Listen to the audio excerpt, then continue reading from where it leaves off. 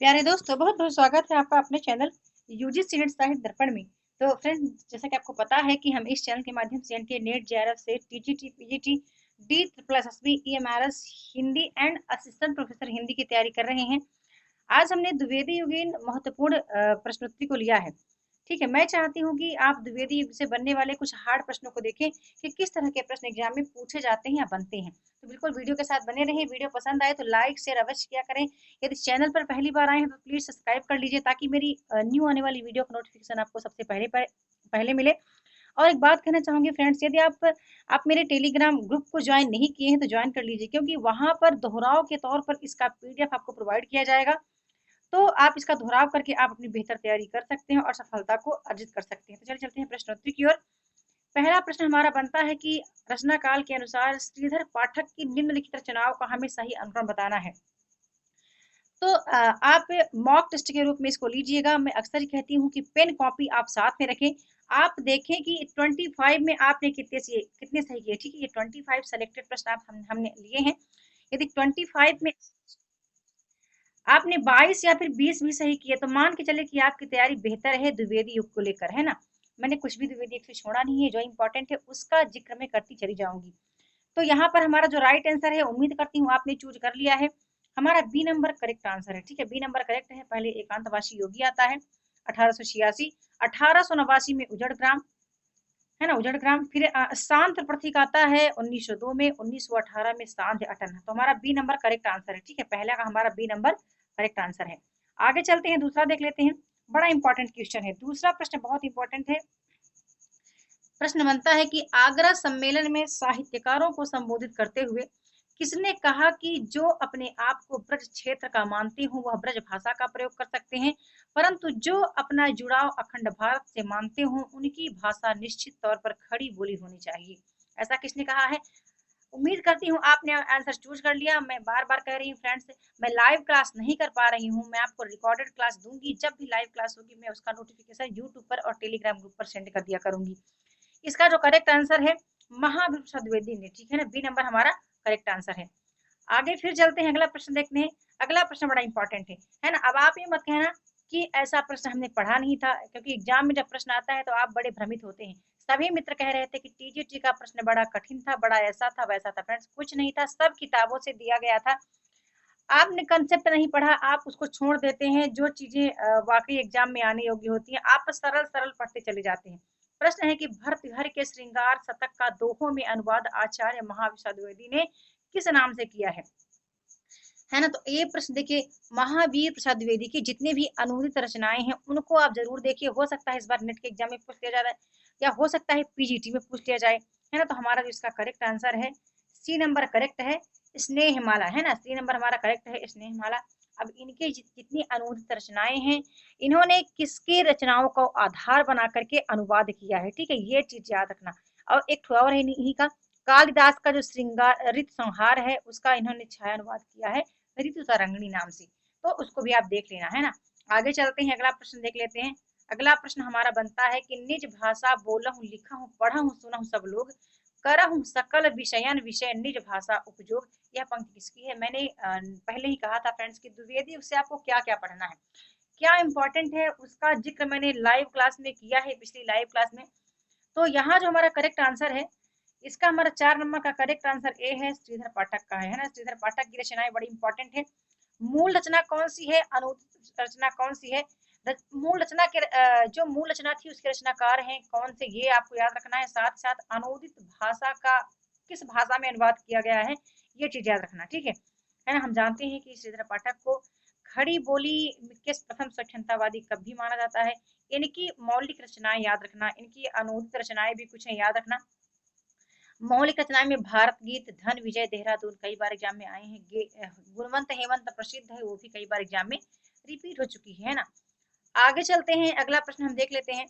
हमारा अगला प्रश्न बनता है कि गोपी उद्धव संवाद प्रिय प्रवास के किस सर्ग में आया है? बड़ा इंपॉर्टेंट क्वेश्चन है। ठीक है, हम जानते हैं कि प्रिय प्रवास में 17 सर्ग लगे हुए हैं, क्योंकि नेट के एग्जाम में पिछली बार प्रथम सर्ग के बारे में पूछा गया था। तो 17 सर्ग यदि आपके पास है तो ठीक है, नहीं है तो आप बेझिझक कमेंट में लिखेंगे। मैं बार बार कहती हूँ, जो भी आपकी समस्या है फ्रेंड्स आप कमेंट में लिखिए। आप डरे नहीं कि मैम क्या सोचेंगे या हमारे कुछ व्यूअर्स क्या सोचेंगे। है ना, कुछ नहीं, अपना देखना है, ठीक है। मैं बार बार कहती हूँ आप अभी अपनी तैयारी को देखो, किसी दूसरे के कमेंट पर, दूसरे के लाइक पर या दूसरे की टिप्पणी पर आपको ध्यान नहीं रखना है। वीडियो को ध्यान से देखें और आप देखें कि आपने कितने सही किए हैं, कितना आपको नॉलेज था इन प्रश्नों को। इम्पोर्टेंट है कि प्रश्न आपने कितने सही किए। मान लो आपने द्विवेदी युग को तो पढ़ा, बहुत अच्छा पढ़ा, और द्विवेदी युग से क्या आपने 100 प्रश्न सेलेक्टेड कंप्लीट कर रखे हैं, है ना, 100 प्रश्न सेलेक्टेड कंप्लीट है, तो एग्जाम में यहाँ से बनने वाला कोई प्रश्न आपका गलत नहीं जाएगा। तो इसका हमारा जो करेक्ट आंसर है, गोपी उद्धव संवाद प्रवास के किस सर्ग में आया है। तो उम्मीद करती हूँ आपने आंसर चूज कर लिया है। बार बार मैं कह रही हूँ वीडियो को पॉज करके आंसर आप जरूर टिक करें, मॉक टेस्ट के रूप में इसका आप प्रयोग करें, है ना। तो हमारा सी नंबर करेक्ट आंसर है 14वां सर्ग। अगला प्रश्न फिर हमारा बनता है कि प्रकृति यहाँ एकांत बैठ निज रूप सवारत, पल पल पलटत भेष क्षणिक छविच्छिन्न चिन्ह धारत, यह पंक्ति किसकी है। तो 6 नंबर हमारा करेक्ट आंसर है सी नंबर, जगन्नाथ श्रीधर पाठक की। अब बाकी आप कविरत्न की पंक्तियां पढ़ लीजिएगा, जगन्नाथ दास रत्नाकर की पंक्तियां भी एग्जाम में कई बार रिपीट होती हैं। महावीर प्रसाद द्विवेदी फ्रेंड्स बहुत इंपॉर्टेंट है, इनकी जितनी रचनाएं हैं, इनके कथन हैं, इनके कुछ अनुदित रचनाएं हैं, तो ये सब चीजें आप याद रखें। महावीर प्रसाद द्विवेदी के संबंध में आचार्य शुक्ल के कथन अभी आपको याद रखने हैं। सरस्वती पत्रिका का क्या योगदान रहा है वो भी आप देख लेना। अगला प्रश्न बनता है कि 4 डग हमने भरे तो क्या किया, पड़ा है पड़ा मैदान कोसों का, भी बड़ा सरल है, कई बार एग्जाम में ये भी रिपीट हो चुका है। तो उम्मीद करती हूँ आपने आंसर टिक कर लिया है।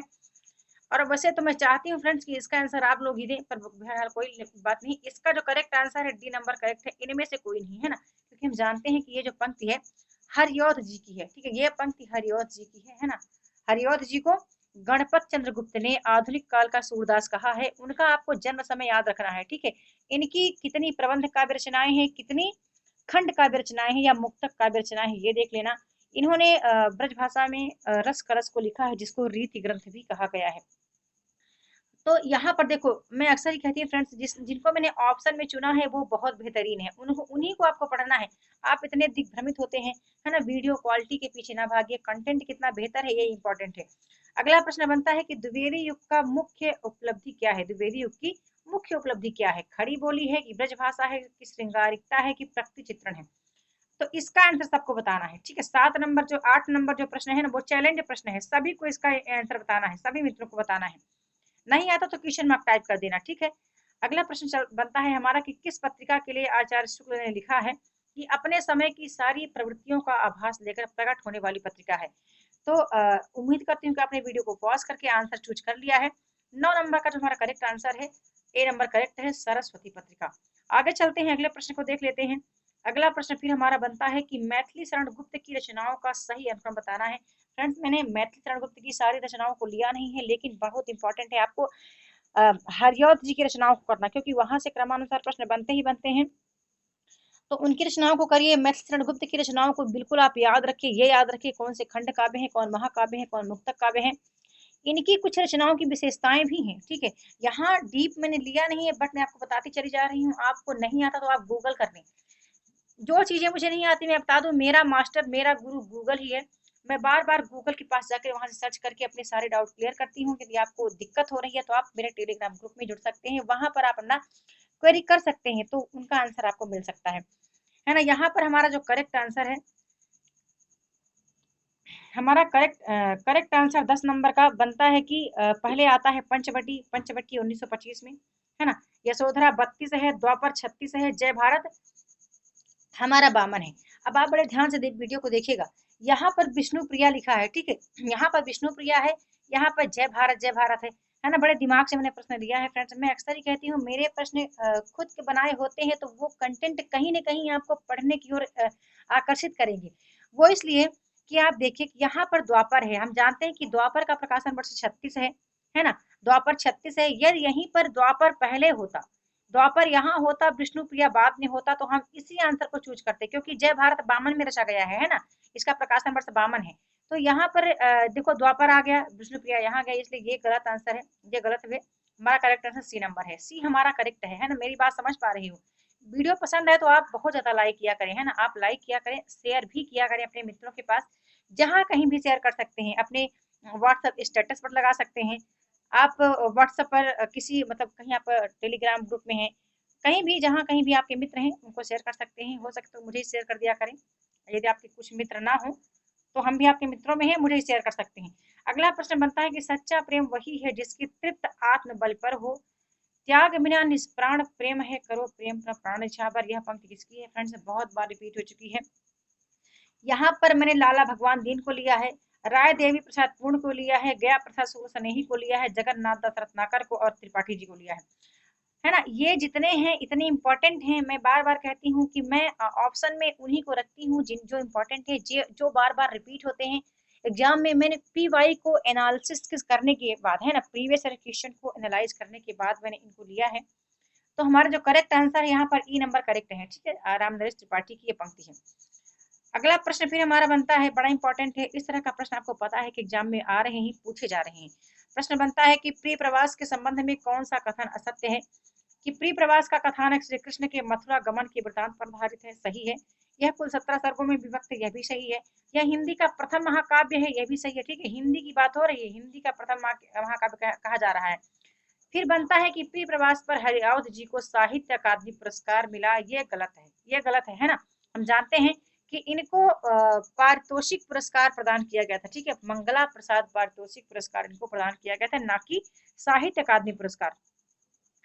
फिर हमारा एक अगला प्रश्न बनता है, प्रश्न दिया गया है कि निम्नलिखित रचनाओं में असंगत युग्म का हमें चयन करना है। ऐसे प्रश्न बनते हैं, ठीक है, ऐसे प्रश्न एग्जाम में जरूर आते हैं। और आज के जितने प्रश्न मैंने लिए हैं सभी इंपॉर्टेंट हैं। यदि आप नोट्स बनाते हैं तो आप वीडियो को पॉज करके केवल आपको प्रश्न लिखना है, उसका राइट आंसर लिखना है, ना कि सभी ऑप्शनों को लिखना है। यदि सभी ऑप्शनों को लिखते हैं तो भी बहुत बेहतर है फ्रेंड्स, आपको ये पता चल जाएगा कि आपने पढ़ना क्या है, ठीक है। तो इसका जो हमारा करेक्ट आंसर है, असंगत हमें बताना है, असंगत का जो हमारा करेक्ट आंसर है डी नंबर सभी को दिख रहा है, ठीक है, डी नंबर इसलिए असंगत है क्योंकि जो शंकर सर्वस्व है ये रचना किसका है? ये रचना नाथूराम शर्मा शंकर का है, उनका गर्भरंडा रहस्य आपको पढ़ना है, बहुत इंपॉर्टेंट है, बहुत बार एग्जाम में रिपीट हुआ है, ठीक है। इनका प्रकाशन वर्ष भी आपको याद रखना है। यहीं पर मुकुटधर पांडे को पढ़ना है आपको, है ना, आंसू मुकुटधर पांडे का है। अब यहाँ जयशंकर प्रसाद की ओर मत चले जाना, क्योंकि यहाँ पर जो प्रश्न बने हैं सभी द्विवेदी युगीन प्रश्न है, ठीक है, द्विवेदी युग के बाहर से कोई प्रश्न नहीं लिया गया है। तो डी नंबर हमारा करेक्ट आंसर है, ठीक है। वीडियो पसंद आए तो कमेंट करना ना भूलें, है ना। अगला प्रश्न बनता है कि जिनको न निज गौरव तथा निज देश का अभिमान है, वह नर नहीं नरपस निरा और मृतक समान है, ये काव्य पंक्तियां किसकी हैं? ये हमारा यूजीसी नेट पीजीटी में कई बार रिपीट हुआ है। तो इसका आंसर सभी को बताना है, इसका आंसर सभी को बताना है, ठीक है, 14 नंबर का सभी लोग आंसर बताइएगा। अगला प्रश्न फिर बनता है कि साकेत की रचना का मूल उद्देश्य क्या था? देश प्रेम, उर्मिला को महत्व देना, राम कथा या फिर उत्तर सभी? बता दो फ्रेंड्स, देखिए प्रश्न जो बनता है हमें सबसे निकट उसके कौन है ये देखना है। देश प्रेम है इसमें, बिल्कुल सही है। उर्मिला को महत्व दिया गया है, ये भी सही है। राम कथा का चित्रण है, ये भी सही है। लेकिन हम ये देखना चाहते हैं कि सबसे निकट कौन है। तो साकेत को लिखने का जो ध्येय था गुप्त जी का, वो उर्मिला को ही महत्व देना था, ठीक है। बी नंबर हमारा करेक्ट आंसर है, पर कहीं कहीं पर डी भी देखा जाता है, लेकिन जो मेरा मतलब मेरा कहना है तो बी नंबर हमारा करेक्ट आंसर है। आगे फिर देख लेते हैं। अगला प्रश्न फिर हमारा बनता है कि त्याग बिना निष्प्राण प्रेम है, करो प्रेम पर प्राण न्यौछावर। यह पंक्ति किसकी है? तो ये हम जानते हैं ये राम नरेश त्रिपाठी की पंक्ति है। आगे फिर देख लेते हैं। फिर हमारा एक अगला इंपॉर्टेंट क्वेश्चन आ गया है कि खड़ी बोली हिंदी को काव्य भाषा के रूप में प्रतिष्ठित करने का श्रेय किसे दिया जाता है? तो इसका जो हमारा करेक्ट आंसर है, उम्मीद करती हूँ सबने आंसर चूज कर लिया है, महावीर प्रसाद द्विवेदी, है ना, डी नंबर हमारा करेक्ट आंसर है। आगे फिर चलते हैं। अगला प्रश्न हमारा बनता है कि स्वदेशी कुंडल नामक काव्य संग्रह की रचना करने वाले कवि का हमें नाम बताना है ना। तो यहाँ पर देखो ये सभी इंपॉर्टेंट है, सभी की रचनाएं आपको पढ़नी है, पर हमारा जो करेक्ट आंसर है 18 नंबर का बी नंबर करेक्ट है, राय देवी प्रसाद पूर्ण। फिर हमारा अगला प्रश्न बनता है कि इंदु नामक पत्रिका का संपादन किस कवि ने किया? गुप्त जी ने, अंबिका प्रसाद गुप्त जी ने, या फिर माखनलाल चतुर्वेदी ने, या फिर गया प्रसाद शुक्ल स्नेही ने? तो यहाँ पर जो हमारा करेक्ट आंसर है, सबने आंसर चूज कर ही रखा है, अंबिका प्रसाद गुप्त जी हैं। 19 का आप याद रखना, 1909 में इन्होंने इसका संपादकत्व किया था। ये एक मासिक पत्रिका है, काशी से प्रकाशित होती थी, है ना। तो ये चीजें आपको याद रखनी है, कौन सी पत्रिका कहाँ से प्रकाशित होती थी, उसके संपादक कौन है, और कौन सी पत्रिका द्विवेदी युगीन है, भारतीय युगीन है, छायावादी है, या आधुनिक युगीन है। तो ये चीजें आप जरूर याद रखना। अगले प्रश्न की ओर चलते हैं। अगला प्रश्न फिर आता है कि इनमें से कौन सा कवि राष्ट्रीय चेतना का नहीं है ना, राष्ट्रीय चेतना का कवि नहीं है। और एक प्रश्न और बनता है कि कौन सा कवि है जो द्विवेदी मंडल के बाहर के कवि है ना, या फिर द्विवेदी मंडल के कवि है। ऐसा बनता है। तो प्रश्न बनता है द्विवेदी मंडल के बाहर के कवि हैं, 3-4 प्रश्न कवियों का नाम दे दिया जाता है। तो उस प्रश्न को मैंने लिया नहीं है, बाकी मैं जिक्र करती चली जा रही हूँ कि किस तरह प्रश्न आपको पढ़ने हैं, है ना। तो यहाँ पर हमारा जो करेक्ट आंसर है कि राष्ट्रीय चेतना के कवि नहीं है, तो वो हमारे जगन्नाथ दास रत्नाकर हैं। सी नंबर हमारा करेक्ट आंसर है। आगे फिर देख लेते हैं अगला प्रश्न। फिर हमारा बनता है कि आधुनिक काल में लिखा गया खड़ी बोली का प्रथम महाकाव्य कौन सा है। बहुत बार रिपीट हुआ, हम जानते हैं कि यहाँ पर प्रिय प्रवास हमारा करेक्ट आंसर है। आगे फिर देख लेते हैं अगला प्रश्न। फिर हमारा बनता है कि महावीर द्विवेदी किस छंद नाम से अपनी रचनाएं कवि सरस्वती में छापते थे। तो उम्मीद करती हूँ सबने अपना आंसर लगा ही लिया है। करेक्ट आंसर हमारा बी है, भुजंग भूषण भट्टाचार्य। अगला प्रश्न फिर आता है कि द्विवेदी युग का कौन सा कवि ब्रज कोकिल के नाम से जाना जाता था।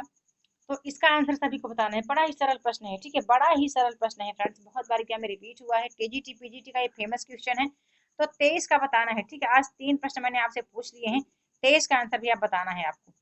आगे फिर हमारा एक प्रश्न बनता है कि गोल्ड स्मिथ के डिजर्टेड विलेज का हिंदी अनुवादक उजड़ ग्राम नाम से हिंदी के किस कवि ने किया है। मैंने वीडियो प्रारंभ करने से पहले कहा है कि श्रीधर पाठक को आपने पढ़ना है। श्रीधर पाठक की जितनी भी अनुदित रचनाएं हैं, इन्होंने किसकी मूल रचना को अनुवाद किया है, किसका अनुवाद किया है ना। तो ये चीजें आप ध्यान रखना। तो यहाँ पर हमारा बी नंबर करेक्ट आंसर है।